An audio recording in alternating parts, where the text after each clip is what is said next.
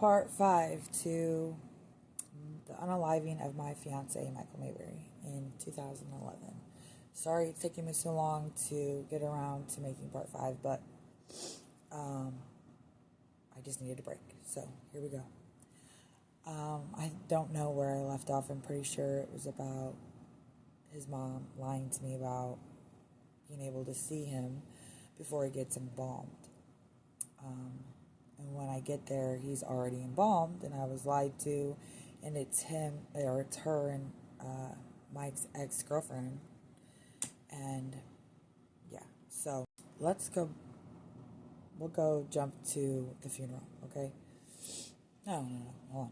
So there was, right before the funeral, I was at Mike's mom's house. And at one point I remember laying on the couch and I had my eyes closed. And when I opened my eyes, I caught her looking at me, like on the corner of her eyes, with this look of just disgust.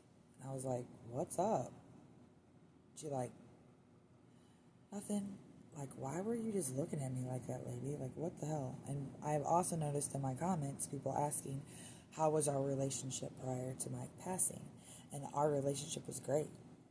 I loved her, and I never would have thought in a million years that if Mike ever passed, but that was never even a thought.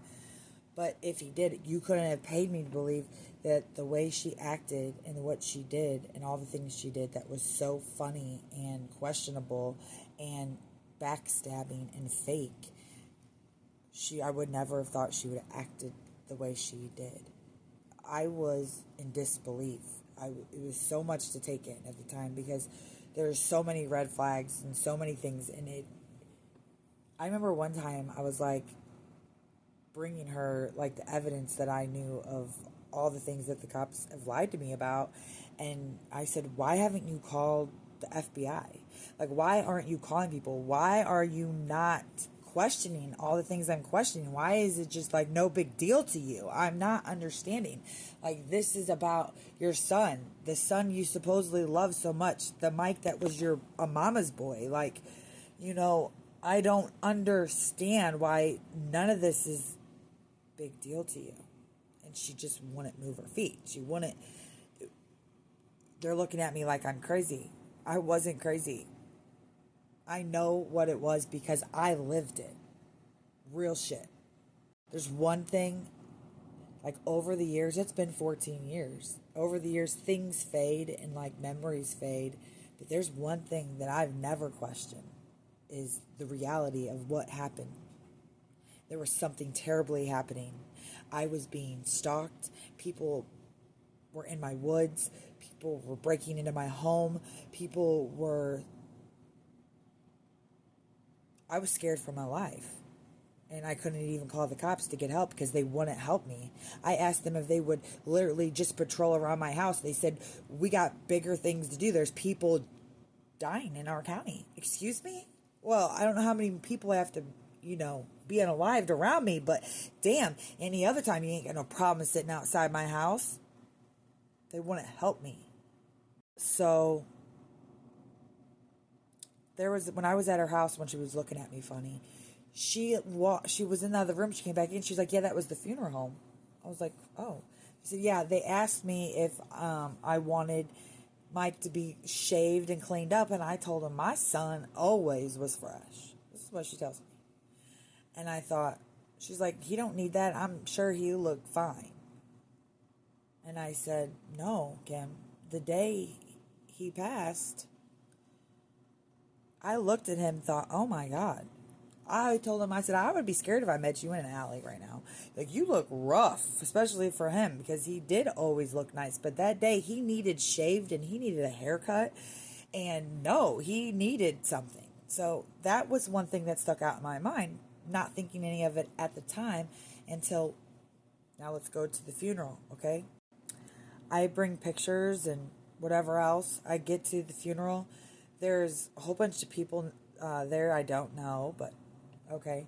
But I don't want to go to the casket because they're having an open casket and he was just boom, boom, supposedly 6 times.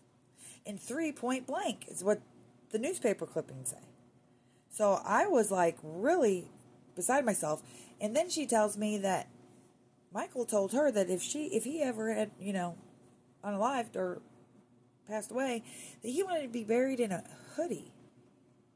And I thought, man, Mike didn't say no shit like that. So come right now, he's in a hoodie also, and they are having an open casket, and I won't go up there. So it's about 10 minutes before the casket's gonna close. And my friends say, hey, Cassandra, you won't be able to live with yourself if you don't go say goodbye. Now, I was sitting in the front row of chairs looking at him from a this way, okay? And I could see just the top of his face. And I remember sitting there like looking up at him thinking, I've looked at that angle of his face 1,000 times because he used to get up in the middle of the night and feed the baby. And when I would get up to feed the baby, I'd be in the chair and it was the same angle looking at him in the bed. And I remember sitting there thinking, that don't even look like him. But I'm like, man, I know he got boom, boom in the face 3 times, or maybe that's why. I don't know. So when I finally get up there, like I can't even walk. I look like I'm walking, but I got 2 people on the side of me literally carrying me. Like my knees are weak. I get up there, and when we get up there, I look at him, and I stand straight up, and I'm like, what the heck is this thing? And I'm looking at everybody around me like, why isn't anybody saying anything? What? His scar that he had completely visible that goes down his face wasn't there. He had a scar on his eyebrow. Wasn't there. He had a widow's peak. And his widow peak wasn't really there.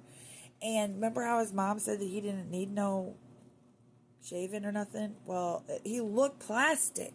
He looked plastic. And this thing was shaved. Like, it didn't even look real, okay? Now, it looked like his face right here was dented in. Whatever that was. He had a bullet, like a hole right here, that they put a button in.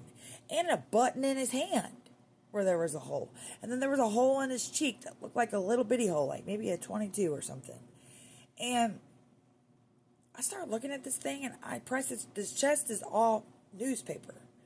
And I'm like, what in the hell? So I pull his sleeve up, and I look at his tattoos, because he had tattoos that come all the way down to his wrist. And it wasn't there. I kind of moved it up, and it was kind of up there further. It looked like some, like when old ink has been done, like old tattoos, then they look green. It looked like some green flames. But he didn't have nothing like that. He had tattoos to his wrist, and one had like 1996 on one with a brick wall, and none of that, okay? And it was to his wrist bones. You know how many, I have pictures to prove to you, and it wasn't there. And I remember thinking, if I don't know him by his face, I'll know him by his hands, because that man had the most handsome hands. Those hands were not handsome.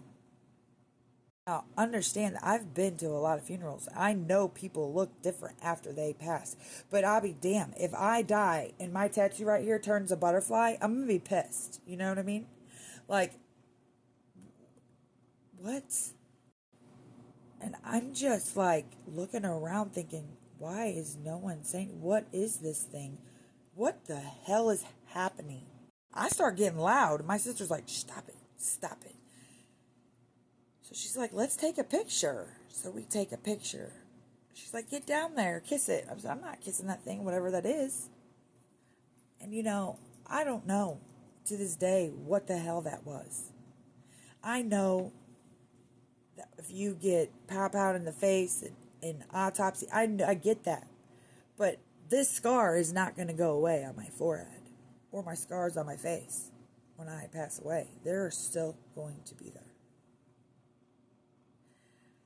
And you're not going to lose, like he looked real skinny, like he had a big forehead. I'm about to show you pictures in the next video.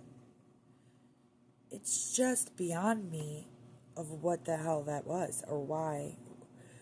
Did we have an open casket for no questioning later on? Like, what would be the point?